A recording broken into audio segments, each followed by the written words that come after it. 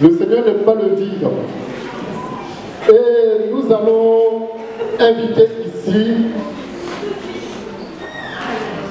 notre frère Diego Floro qui va nous apporter la parole de Dieu. Et nous allons l'applaudir.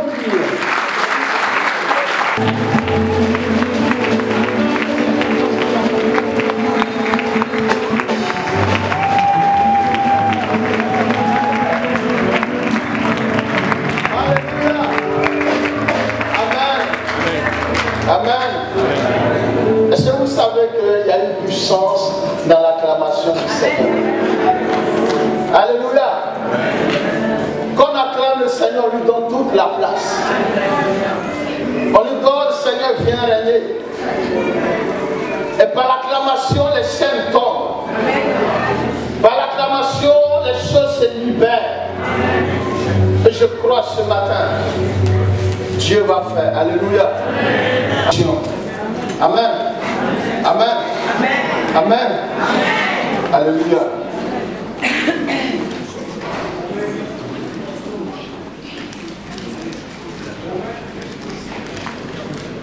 C'est affiché. Romains 8, verset 1. Il n'y a donc maintenant aucune condamnation pour ceux qui sont en Jésus-Christ, qui marchent non selon la chair, mais selon l'esprit. En effet, la loi de l'esprit de vie en Jésus-Christ m'a affranchi de la loi du péché et de la mort. Car chose est possible à la loi parce que la chair rendait sans force. Dieu a condamné le péché dans la chair en envoyant à cause du péché son propre Fils dans une chair semblable à celle du péché, et cela afin que la justice de la loi fût accomplie en nous, qui marchons non selon la chair mais selon l'esprit.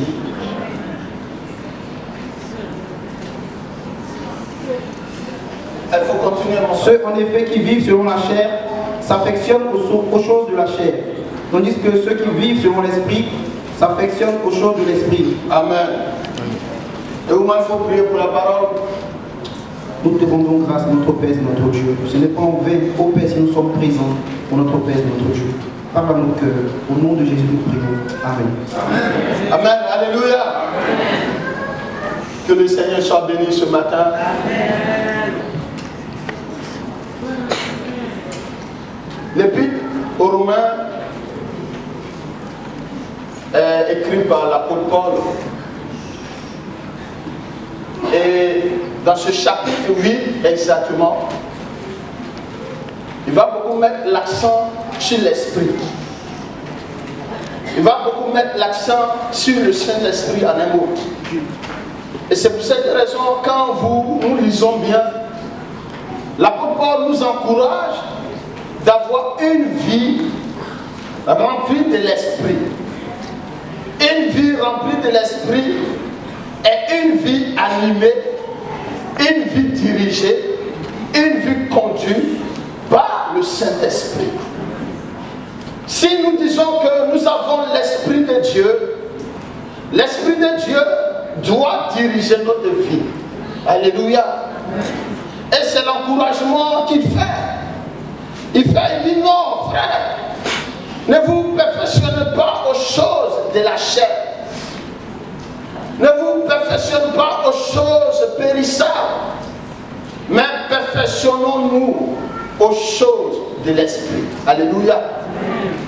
Mais quand vous lisez très bien, il va commencer le Romains 8, le verset 1. Il dit, il n'y a donc plus de condamnation pour ceux qui sont en Christ. Il n'y a plus de condamnation pour ceux qui sont en Christ. Il n'y a plus de condamnation pour ceux-là qui sont en Jésus-Christ de Nazareth. Mais demandons pourquoi le mot condamnation commence à un chapitre. Pourquoi l'apôtre fait cette déclaration qu'il n'y a plus de condamnation pour ceux-là qui ont accepté Jésus-Christ de Nazareth. Bien-aimés, quand nous faisons un flashback dans le livre de la Genèse, la Bible dit que Dieu va créer Adam. Il va le mettre dans la condition idéale. Et Adam va pécher. Et quand Adam pêche, le Seigneur vient vers Adam. Il dit, Adam, où es-tu? Adam répond pour lui, Seigneur, je suis caché, je suis nu, parce que j'ai péché. Vous voyez là que Adam lui-même, sans avoir que le Seigneur n'ait déclaré un mot, Adam même se condamne. Vous dites, non, je suis nu, non, je suis dans le péché, je suis coupable, parce que j'ai désobéi à l'ordre divin. Et la Bible va dire dans Romains 3 au verset 23, tous ont péché et sont privés de la gloire du Seigneur. En un mot, tous ont péché, ils sont condamnés, ils sont sous la condamnation, ils sont coupables parce que le gène du péché en nous. Alléluia. Alléluia. Nous tous, nous étions coupables. Le prophète Ésaïe dit que nous étions tous errants. Nous étions tous errants. Chacun suivait sa propre voie. Chacun était roi. Chacun régnait. Chacun avait sa propre éducation. Chacun avait son propre conseiller. Mais le Seigneur, dans son amour, le Seigneur dans sa grâce, le Seigneur dans l'immensité de son amour, va envoyer Jésus de gloire. Va envoyer celui-là qui dit, je suis l'agneau de Dieu. Je suis le commencement et la fin. Je suis celui-là qui a été immolé pour vous. Jésus de gloire va descendre en chair. Il va prendre la domination du péché. Il va prendre le pouvoir du péché sur nous. Il va dire un mot. Tu n'es plus coupable. Tu n'es plus coupable. Tu n'es plus coupable. Tu n'es plus coupable. Parce que j'ai payé le prix pour toi. Parce que j'ai tout fait pour toi. Est-ce que quelqu'un m'écoute? Est-ce qu'on me suit? Alléluia. L'apôtre Paul va nous rassurer au verset 2 de Romains. Il faut me suivre, ma fille. L'Esprit nous libère du pouvoir du péché. L'Esprit nous libère de la mort. L'Esprit nous libère du pouvoir du péché. Alléluia. La condamnation qui était réservée pour nous, Jésus dit, il vient et coupe les liens du pouvoir du péché. Alléluia. Frère Anamo, étant chrétien, nous devons être conscients. Nous devons être conscients de cette promesse. Nous devons être conscients de cette parole pour dire non, je ne suis plus condamné. Non, je ne suis plus lié. Non, je ne suis plus sous le pouvoir du péché. Pourquoi? Parce que Jésus m'a rendu libre. Amen. Alléluia. Amen. Alléluia. Bien-aimé, le péché ruine. Le péché rend vilain. Quand je dis le péché rend vilain, ça veut dire quoi? Le péché même peut te pousser au déshonneur. Vous voyez les personnes qui boivent, qui sont ivres, et au point où même se déshabillent devant leurs propres enfants. Le péché nous amène dans le déshonneur. Le péché ruine notre vie. Le péché s'appelle, là je te donne le nom considérable. Frère, l'apôtre dit, nous ne sommes plus sur ce pouvoir. L'apôtre dit, nous ne sommes plus sur le joug du péché, mais que nous sommes libérés. Alléluia. Amen. Alléluia. Amen. Alléluia. Amen. Galates 3, verset 13, il dit, je ne suis plus condamné. Amen. Amen. Combien de fois les gens vous sont condamnés? Moi, le premier, quand j'étais jeune, et un peu bandit, bon, un peu bizarre, un peu bizarre. Chaque jour, quand je partais voler le poulet d'une grand-mère, chaque matin, celui qui a mangé mon poulet, on n'a qu'à mourir. Alléluia. Amen. Combien de fois les gens ont déclaré des paroles de malédiction sur votre vie? Combien de fois les gens se sont levés pour dire non, toi là, tu ne seras rien? Combien de fois les gens ont déclaré que tu ne vas jamais te marier? Combien de fois les gens ont dit tu seras la risée? Un ami me disait, mon gars, on me disait que j'étais enfant maudit. Mais aujourd'hui, voilà moi. Parce que Jésus est passé par là. Parce que Jésus est passé par là. Parce que Jésus est passé par là. On m'appelle plus enfant maudit. On m'appelle plus enfant maudit. Je ne suis plus maudit. Pourquoi? Pourquoi? Parce que Christ a pris ma malédiction. Jésus a pris ma malédiction. Jésus a pris ma malédiction. Il m'a donné la bénédiction. Est-ce que quelqu'un peut dire ce matin, je ne suis plus maudit? Si les gens pensaient que j'étais maudit, je ne suis plus. Combien de fois les gens ont fait des incarnations sur ta vie? Combien de fois les gens ont pris ton nom pour mettre en bouteille du marabout? Combien de fois les gens ont pris ton diplôme pour dire on va s'asseoir là-dessus? Combien de fois les gens ont dit tu n'allais pas reçu? Combien de fois les gens ont dit des choses? Mais Jésus dit, il nous a racheté de la malédiction. Je ne suis plus maudit. Alléluia. Mais beaucoup de chrétiens ne savent pas ça. Ah.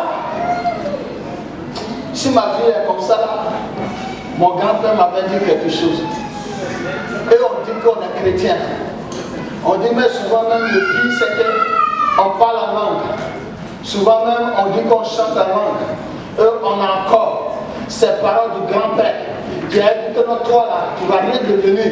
Et tu viens, tu n'as pas même honte pour me dire, Florent, on m'avait dit que je ne vais pas devenir quelqu'un. À partir d'aujourd'hui, je ne veux plus que tu dises ça. Parce que Jésus de toi t'a libéré. Tu n'es plus condamné.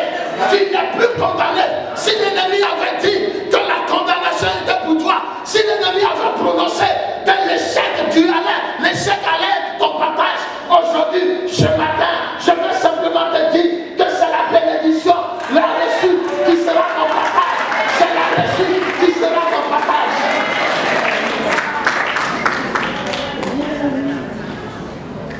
Sarah, on peut monsieur afficher un peu.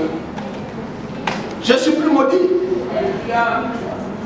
Oh, ils ont dit que dans notre famille, on ne se marie pas. À cause de ça, je ne me marie pas. Et tu es chrétien.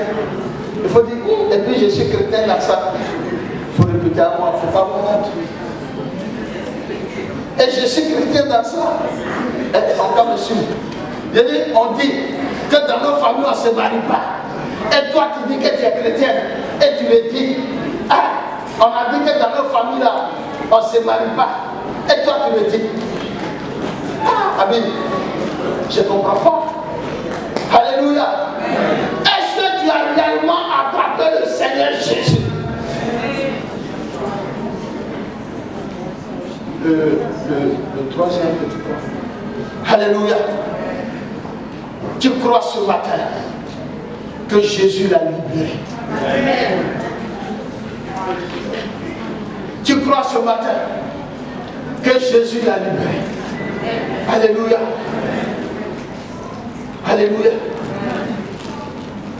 On dit qu'on est chrétien.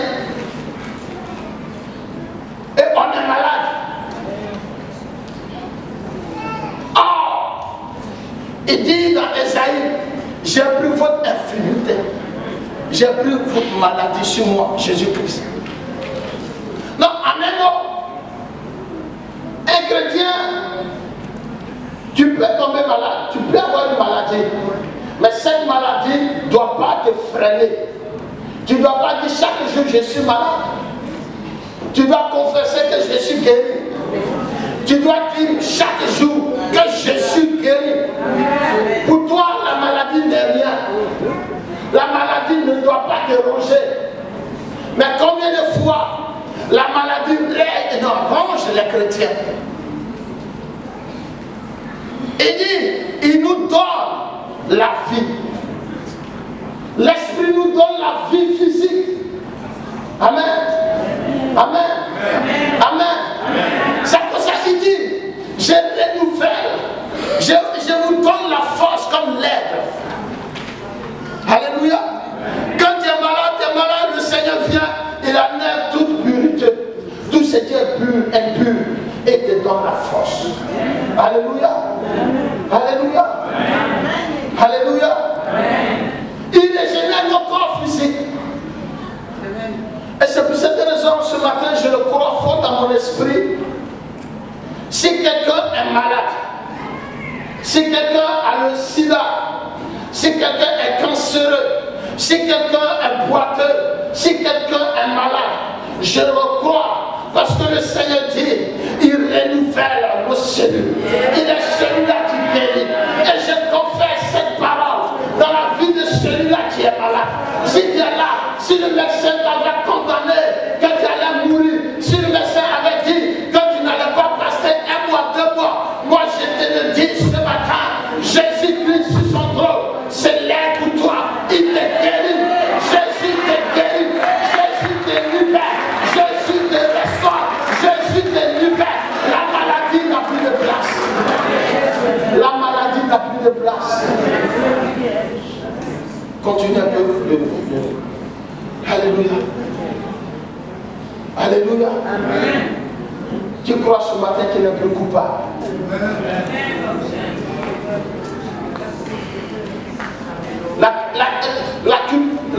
La culpabilité nous enchaîne, nous conduit dans un esprit défectueux. Tu es là ce matin, tu te dis parce que dans ma jeunesse, j'ai fait des avortements, c'est pour cette raison que j'ai du mal maintenant à avoir des enfants. Laisse-moi te dire une chose, tu n'es plus coupable, parce que Jésus t'a rendu libre. Jésus t'a rendu libre. Il t'a pardonné tes fautes. Donc ce matin, crois que tu enfanteras. Crois que tu enfanteras. Crois-le simplement que tu enfanteras. Ce poids d'avortement qui régnait sur toi, ce matin, ça part au nom de Jésus. Parce que Jésus te déclare ce matin libéré du pouvoir, du poids d'avortement. Ça passe tellement fort dans ton esprit. C'est tellement fort dans ton esprit qu'au point où même tu ne veux pas oublier. Mais Jésus vient te dire, oublie ça. Alléluia. Il te donne simplement ce chant-là. Tu peux naître de nouveau, tu peux tout recommencer, balayer la vie passée. Je le crois ce matin. Tu enfanteras. Je le crois, je le vois fort dans mon esprit. Tu enfanteras. Tu n'es plus coupable, ça. Tu n'es plus coupable, ça. Tu enfanteras.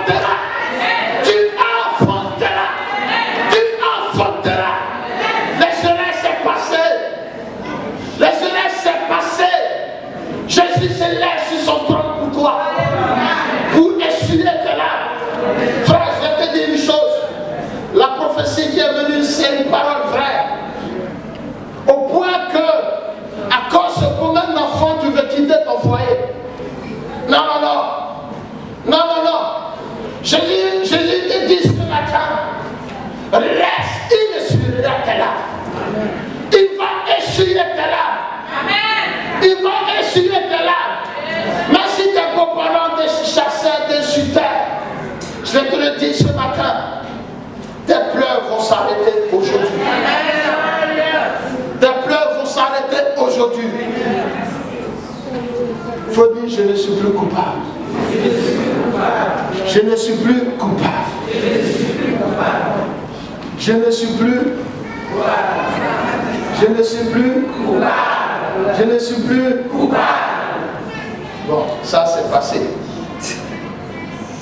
Je suis libéré. Je suis libéré. Je suis libéré. C'est en fonction de ta réponse que c'est en fonction de ta réponse que l'onction va venir te toucher là. Je suis libéré. Je suis libéré. Je suis libéré. Je suis libéré. Du chômage libéré. Voilà, on va faire comme ça. Le chômage libéré, on va passer un peu. Amen. Je suis libéré. Je suis libéré. De célibat libéré. De célibat libéré. Du chômage libéré. Du chômage libéré. Alléluia. Alléluia. Amen. Moi je le crois ce matin. Amen. Tu le crois avec moi. Amen. Tu le crois avec moi. Tu le crois avec moi. Alléluia. Je suis libéré de la pornographie. Amen. Je vais rester de ce côté ici.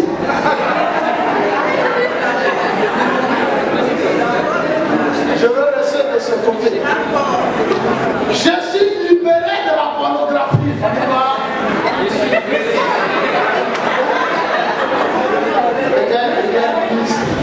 Je suis libéré de la pornographie. On y va. Je suis libéré de la pornographie. Non, regardez mes chers amis. Je disais, quand on est jeune, on est souvent poussé par la curiosité négative. Et aujourd'hui, on a, comme on appelle les portables, voilà. Là, je parle, il y a un jeune qui est sur son portable. Parce que ça n'intéresse pas. Amen. Vous voyez, donc souvent, on est poussé à la pornographie. Et quand on devient accro, c'est pas bon. Alléluia. On va tous se tenir debout. Ici. Quand on va dire, je suis libéré de la pornographie. Des images bizarres. Les gens se cachent. Frère, il ne faut pas te cacher. C'est pas bien. Tu vas même te laver 10 minutes. Quand tu sens même la chaleur sur toi, on peut comprendre. Parce qu'il y a l'eau chaude. Mais plutôt ta chaleur, elle est naturelle. Parce que tu viens de faire un truc bizarre. Alléluia. Il faut dire, je suis libéré ce matin. Je suis libéré ce matin. Est-ce qu'on peut acclamer le Seigneur? Bon. Vous comprenez cette chose dans ce domaine. Alléluia. Alléluia. Je suis tout autant avec eux, donc j'ai eu le privilège de parler souvent avec eux. L'esprit nous libère de la domination de la chair.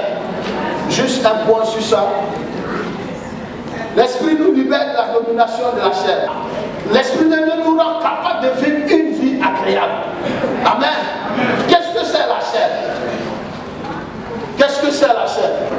La Bible dit que la chair est contraire à celui de l'esprit. La chair, en réalité,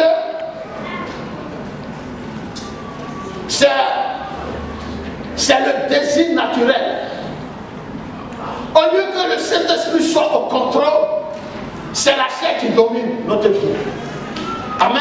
Amen. Et c'est pour cette raison, l'apôtre va nous encourager pour dire, en tant que chrétiens, nous n'allons pas maintenant marcher selon la chair, mais nous devons marcher maintenant selon l'Esprit de Dieu. Alléluia. Alléluia. Amen. La chair, si je peux m'exprimer comme ça, elle se manifeste deux fois.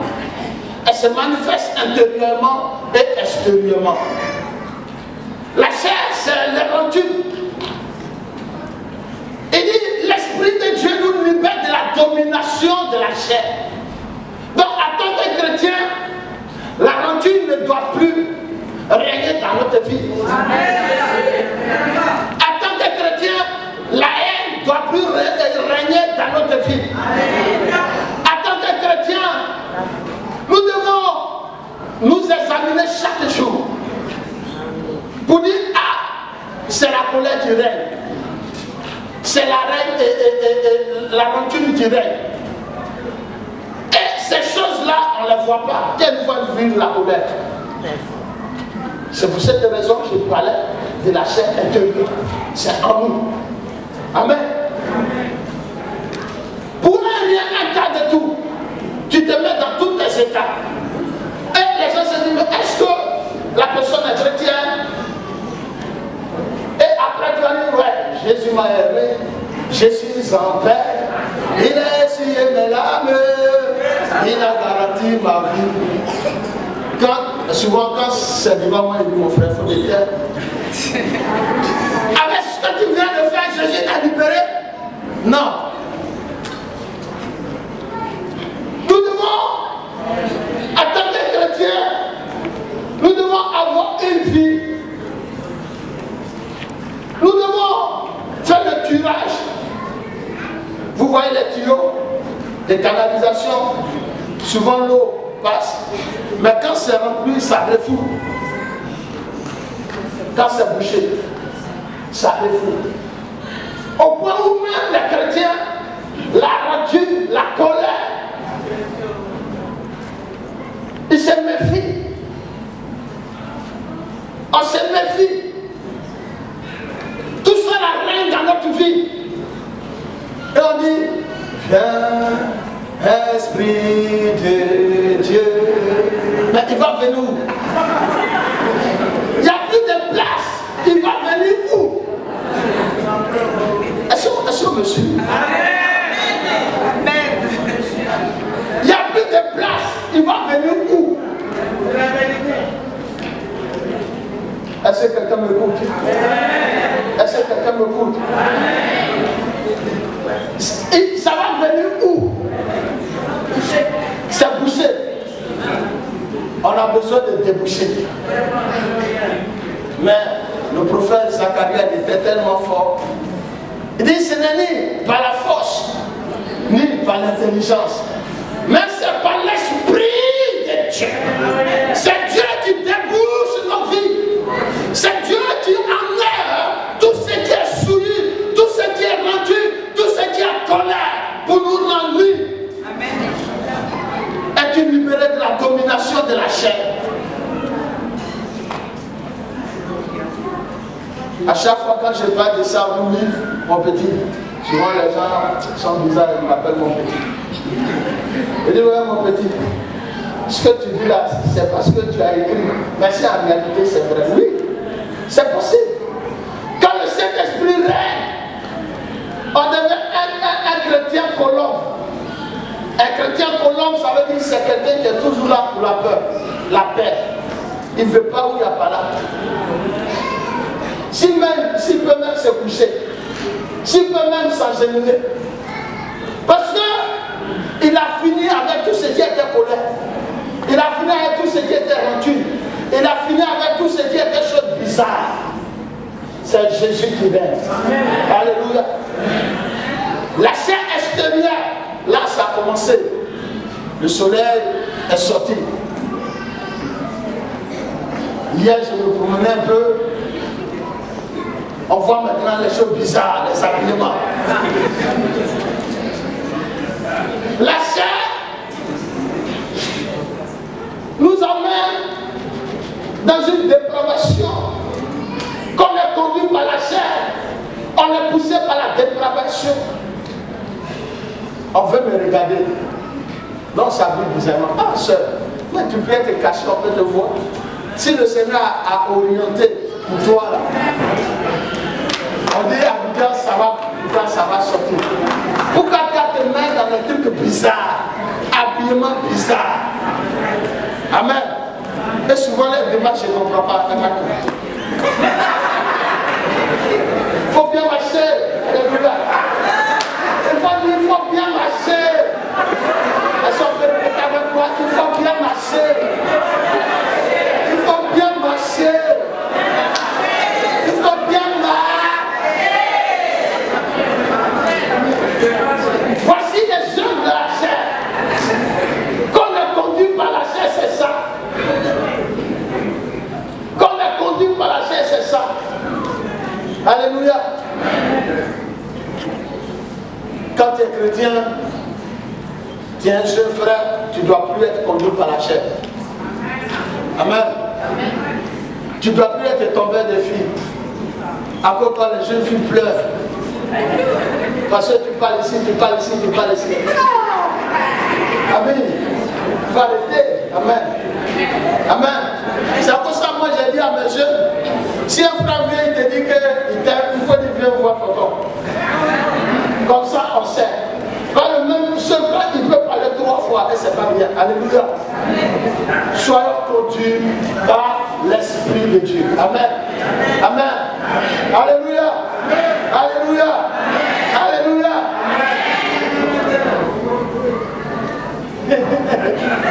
On vient de là.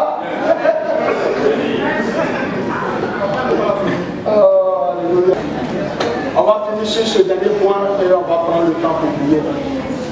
Le troisième point. Amen, amen, amen. On dit l'Esprit de Dieu rend témoignage à notre esprit que nous sommes enfants de Dieu. L'Esprit de Dieu rend témoignage à notre esprit que nous sommes enfants de Dieu. Amen. Amen. Amen. Comment l'Esprit de Dieu rend témoignage à notre esprit que nous sommes enfants de Dieu? Bien-aimé, il arrive que tu sois dans une situation difficile, inconfortable. Mais l'Esprit de Dieu étant là, vient te dire, ah frère, ce n'est pas bien. Amen. Automatiquement, nous devons obéir à cela. L'Esprit de Dieu rend à notre esprit que nous sommes enfants de Dieu. Et les privilèges qui en découlent, c'est que nous marchons maintenant selon l'Esprit. Amen. Nous devons marcher selon l'Esprit. Et quand nous lisons bien dans la Bible, dans Acte 8, au verset 26 à 29, ici, l'histoire de Philippe, l'évangéliste Philippe, la Bible dit que l'Esprit de Dieu va lui dire, va dans le désert. Et il va obéir. Et arrivé dans le désert, il va voir l'unique Éthiopien. Il va lui parler de Jésus. Et la personne va accepter le Seigneur Jésus. Bien-aimés, écoutez-moi bien. Quand nous sommes conduits par l'Esprit de Dieu, il n'y a plus d'effort à fournir. On ne se fatigue plus. On ne se fatigue plus. Parce que le matin, tu te lèves, le Seigneur te conduit et tu dis simplement ce qu'il a vu et il t'a dit de dire. Amen. Quand nous sommes conduits par l'Esprit de Dieu, nous devons faire l'évangélisation par puissance. L'évangélisation conduite par l'Esprit. Quand le Saint-Esprit te dit lève-toi, va, quand tu vas, tu dis simplement le mot et le Saint-Esprit termine le travail. Bien-aimés, nous devons être conduits par l'Esprit de Dieu. Combien de fois nous-mêmes, nous avons conduit notre vie comme on voulait? Vous voyez, quand souvent tu n'es pas conduit par l'Esprit de Dieu et que tu vas quelque part, souvent c'est les embrouilles.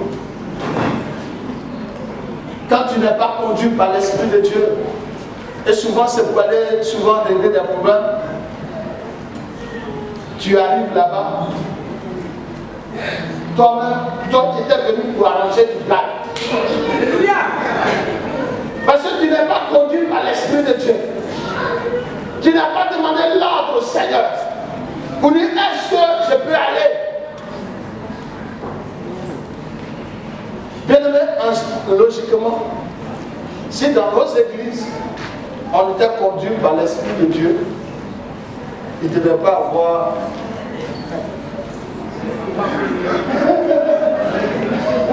ce que tu sais. Il faut dire ce que je sais.